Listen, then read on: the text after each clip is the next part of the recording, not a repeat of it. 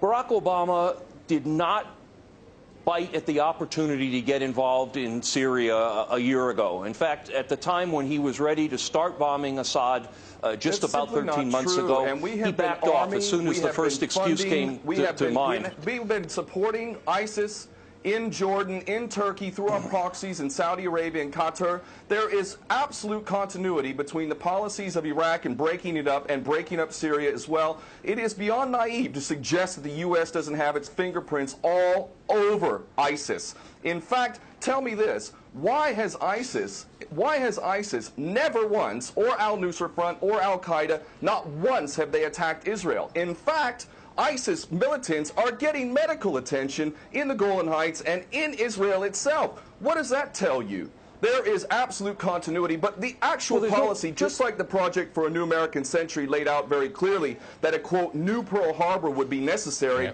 to achieve this goal of full spectrum dominance, you could never tell the American people, or the world for that matter, we're going to fight wars of aggression where we're going to have to invade and occupy, we're going to have to spend hundreds of billions, if not trillions of dollars to achieve the goal of full spectrum dominance, which is to control, absolute control over air, land, sea, and space, and cyberspace. The American people never would have bought it, so you can't tell them that. You have to tell them a bunch of lies. And we see this over and over again.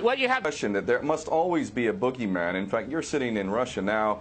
For 50 years plus, we were fighting this Cold War that really was an absolute charade to begin with. There never really was a threat of a Soviet invasion. And for decades, we spent insane amounts of money developing nuclear weapons to the point of really completely, totally collective insanity. And here we sit today in a world that threatens a third world war with a policy that is clearly intended to totally destroy Syria. Let's see what happens.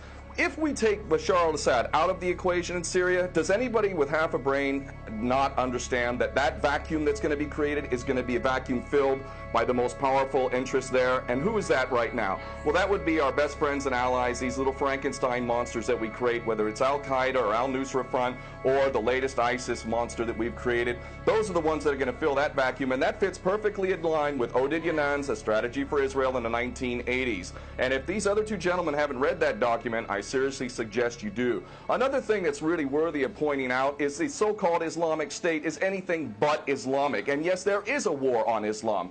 Islam is very understood by many Muslims around the world to be absolutely 100% forbidden for you to forcibly convert somebody to Islam or kill them.